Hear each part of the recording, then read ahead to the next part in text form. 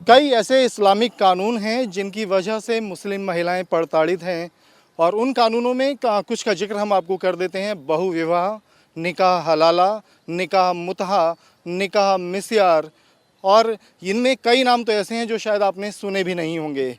और इनके खिलाफ सुप्रीम कोर्ट में 2018 से मामला लंबित है। जब ट्रिपल तलाक को गैरकानूनी करार दिया गया तो निकाह हलाला, बहुविवाह और निकाह मुतहा जैसी जो प्रथाएं हैं मुस्लिम लॉ के अनुसार, उनके ऊपर अभी तक सुनवाई नहीं हुई। और आज सुप्रीम कोर्ट में याचिकाकर्ता अश्वनी उपाध्याय जी ने फिर से मेंशन किया कि इन पर तुरंत सुनवाई की ज़रूरत है। बहुत समय बीत चुका है, सरकार का जवाब भी नहीं आया है। बात करते हैं, अश्वनी जी हमारे साथ हैं।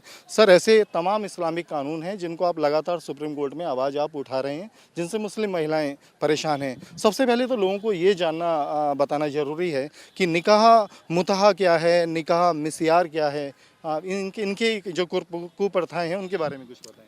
देखिए, जब 3 तलाक का मैटर आया था, हमने उसी समय सुप्रीम कोर्ट से कहा था कि आप 3 तलाक के साथ साथ तलाक़ हसन, तलाक़ अहसन, तलाक़ बाइन, तलाक़ किनाया इसको भी ख़त्म करिए, हलाला मुताह मिस्यार को ख़त्म करिए, बहुविवाह को ख़त्म करिए। लेकिन सुप्रीम कोर्ट ने उस समय केवल एक इशू डिसाइड किया 3 तलाक का, बाकी छोड़ दिया।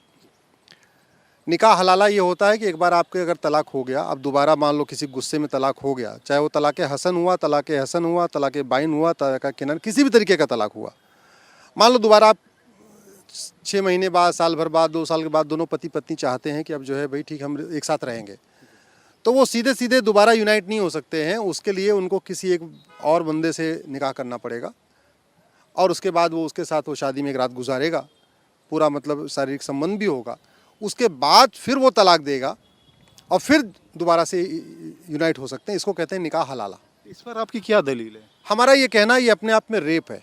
आप सेक्शन 375, 376 आईपीसी देखिए, ये अपने आप में रेप है। रेप इसलिए है कि आईपीसी में बहुत साफ साफ लिखा हुआ है कि महिला के इच्छा के विरुद्ध कोई भी जो कार्य है वो अपने आप में बलात्कार है। जो ये हलाला होता है ये पुरुष करवाते हैं, काजी करवाते हैं, मौलवी करवाते हैं। वो महिला जो वापस अपने पति के साथ आना चाहती है वो अपनी इच्छा से किसी और के साथ नहीं जाके सोती है, किसी और के साथ नहीं रहना चाहती है, लेकिन उसको फोर्स किया जाता है। इसलिए मैं कह रहा हूँ ये निकाह हलाला बलात्कार है। ऐसे होता है एक निकाह मुताह और निकाह मिस्यार। ये निकाह मुताह, निकाह मिस्यार ज़्यादातर जो है आपके हैदराबाद में होता है, कोची में होता है, साउथ में काफ़ी होता है ये। वैसे इधर लखनऊ में भी कई बार सुनने में आया है, मतलब बाकी जगहों में सुनने में आया है। ये क्या हो रहा है कि 15 दिन के लिए निकाह करेंगे, 20 दिन के लिए निकाह करेंगे, 1 महीने के लिए निकाह करेंगे। ये जो बड़े बड़े पैसे वाले हैं, वो चाहे वो भारत के पैसे वाले हैं या खाड़ी देशों के जो शेख वेख हैं, वो आते हैं यहाँ पे छोटी छोटी बच्चियों से, 12 साल की, 14 साल की, 15 साल की बच्चियों से 1 महीने की मैरिज करते हैं। उसको कहते हैं निकाह मुताह। एक तरह से कॉन्ट्रैक्ट की कॉन्ट्रैक्ट मैरिज है। वैसे तो इस्लाम में सारी ही मैरिज कॉन्ट्रैक्ट है, लेकिन ये टाइम बाउंड वाली जो है ना, 20 दिन, 25 दिन, 2 हफ्ते, 3 हफ्ते वाली, उसको कहते हैं निकाह मुताह, निकाह मिस्यार।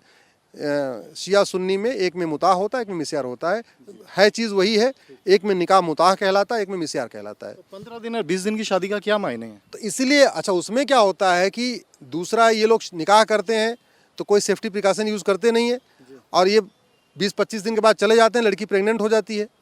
तो निकाह करने वाला तो पैसा दे के गया, अब उसके बाद वो बच्ची जो है बेचारी वो माँ बन जाती है, दूसरा उससे कोई निकाह नहीं करता, तो एक तरीके से बाद में उसको फिर वेश्यावृत्ति करनी पड़ती है, भगवान जाने और क्या करना पड़ता है।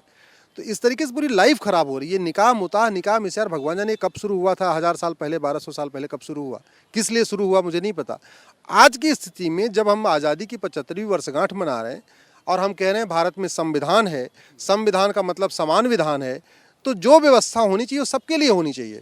अगर मुताह मिस्यार ठीक है तो सबके लिए हो और मुताह मिस्यार गलत है तो सबके लिए बैन हो। अगर 4 शादी ठीक है तो सबके लिए, सबको अनुमति मिलनी चाहिए, और 4 शादी करना गलत है तो सब उसमें बैन होना चाहिए। हमारा ये कहना, जो भी नियम कानून हो ये सुप्रीम कोर्ट और सरकार तय कर ले, लेकिन वो होना चाहिए समान विधान, सबके लिए एक जैसा होना चाहिए, अलग अलग नहीं होना चाहिए। तो इसी तरीके से शरिया कोर्ट चल रही है, मैंने उसको भी चैलेंज किया हुआ है। हमारे देश में एक तो अपना जुडिशल सिस्टम है ही है, district court, high court, supreme court. इस डिस्ट्रिक्ट कोर्ट के पैरेलल में पूरे देश में पहले तो तहसील स्तर पे था, जिले स्तर पे था, अभी तो थाने के स्तर पे दारुल कज़ा बना दिया गया। उसको शरिया कोर्ट जिसको हम कहते हैं, इनफैक्ट उसको दारुल कज़ा कहते हैं। वहाँ पे कोई काजी बैठता है, कोई मौलाना मौलवी बैठता है और वो जो मुस्लिम्स के इश्यूज़ हैं, चाहे वो भाई भाई का या पति पत्नी का जिसकी, वो उसको शरिया के तरीके से उसको डिसाइड करता है। तो इस देश में एक जुडिशल सिस्टम तो जो अपना चल रहा है मेन है ही है, इसके पैरेलल में एक नया जुडिशल सिस्टम और खड़ा हो गया, इसको दारुल कजा कहते हैं, शरिया कोर्ट। तो उस पर भी हमने बैन करने की मांग किया है। इसी तरीके से 3 तलाक तो ख़त्म हो गया, लेकिन तलाक़ हसन चल रहा है। तलाक़ हसन में क्या, वो 3 बार चिट्ठी भेजनी है, ईमेल के जरिए भेज दो, व्हाट्सअप भेज दो, फेसबुक पे क्या बोलते हैं आप उसको, कुरियर कर दो, जिस भी तरीके से 3 बार कर दिया, तलाक़ हसन हो गया। एक बार किया, 3 महीने वेट किया, तलाक़ हसन हो गया।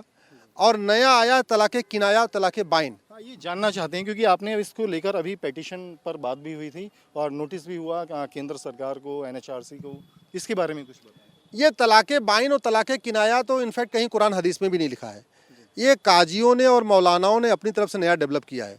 जैसे उसमें तलाक़ हसन में कहते हैं कि तलाक तलाक तलाक 3 बार, इसमें कहते हैं जाओ हमने तुम्हें मुक्त किया, सिर्फ भाषा बदल दी गई, भाषा बदल दी गई, जाओ हमने तुम्हें फ्री किया, जाओ हमने तुम्हें आज़ाद किया।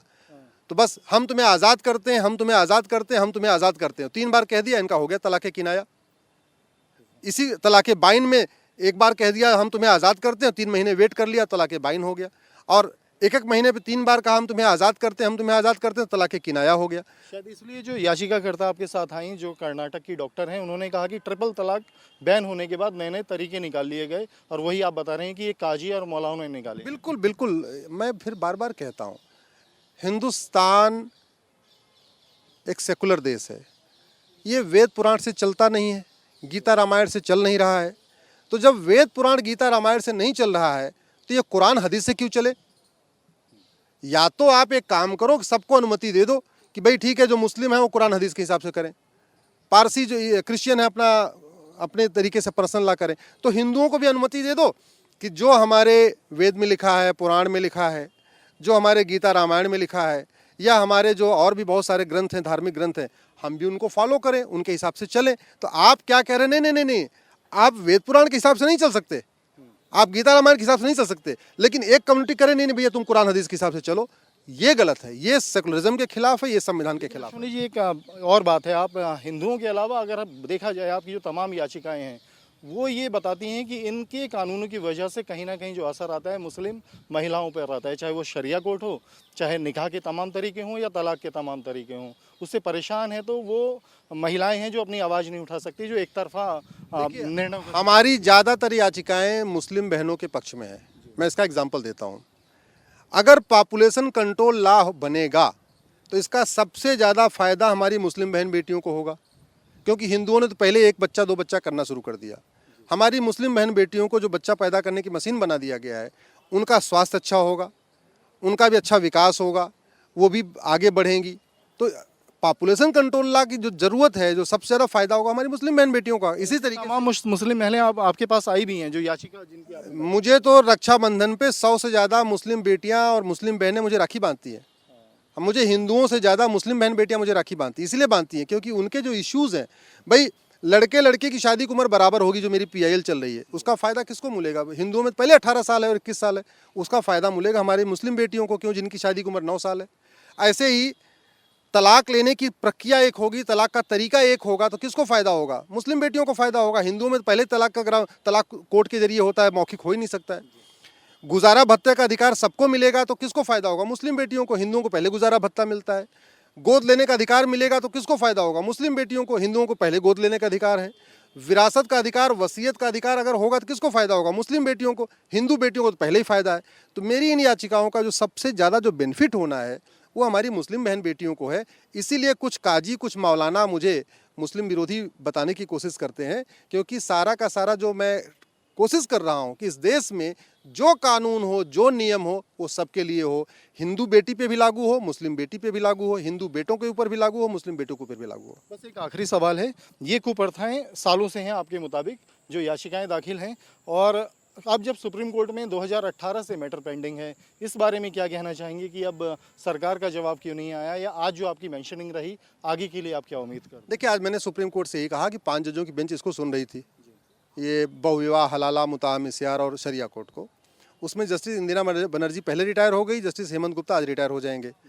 तो इसमें नई बेंच बनाने की ज़रूरत है। तो सुप्रीम कोर्ट ने कहा कि भाई नई बेंच तो ठीक है, लेकिन अभी तक तो इसमें जवाब ही नहीं आया। तो कोर्ट सेंटर का जवाब आने दीजिए और फिर हम दिवाली के बाद सुनवाई करेंगे। तो मैं आशा करता हूं कि सेंट्रल गवर्नमेंट इस पे 4 साल बीत चुका है, अब जवाब दे देगा, और नहीं भी जवाब दे देगा तो कहते हैं मौनम स्वीकार लक्षणम, जैसे हिंदी में कहते हैं मौनम स्वीकार लक्षणम, ऐसे जुडिशियल डॉक्ट्रिन है, उसको जुडिशियल प्रिंसिपल है, उसको कहते हैं साइलेंस इज एक्सेप्टेंस। अगर सेंट्रल गवर्नमेंट मेरी याचिका पे, मेरी PIL पे जवाब नहीं दे रहा है, इसका मतलब सेंट्रल गवर्नमेंट को मेरे ग्राउंड एग्री है, मेरी प्रेयर उनको ठीक लगती है, इसलिए वो मौन है। शुक्रिया हमसे बात थैंक यू। करने के लिए। अधिवक्ता अश्वनी उपाध्याय जी, इनकी जो तमाम याचिकाएं हैं, जो हमने भी देखा रोज़ की रोज़ सुप्रीम कोर्ट में चीज़ों को नज़दीक से देखा जाता है, जैसे कि अभी बहुविवाह, निकाह हलाला, निकाह मिस्यार, निकाह मुतहा, और इससे पहले तलाक़ बाइन और तलाक़ किनाया, ये वो तमाम शहज निकाह के तरीके हों या तलाक़ के तरीके हों, इनका जो अगर कोई टारगेट है और शिकार है या प्रताड़ित है तो वो मुस्लिम महिलाएं हैं, जिसको लेकर सुप्रीम कोर्ट में तमाम याचिकाएं विचाराधीन हैं। और एक याचिका जो कि 2018 से संवैधानिक बेंच के सामने है, उसमें शीघ्र सुनवाई की मांग की गई है और जिसमें कहा गया है कि दिवाली के बाद इस मामले को सुना जाएगा। वीडियो जर्नलिस्ट संजय के साथ अवनीश चौधरी, न्यूज़ नेशन दिल्ली।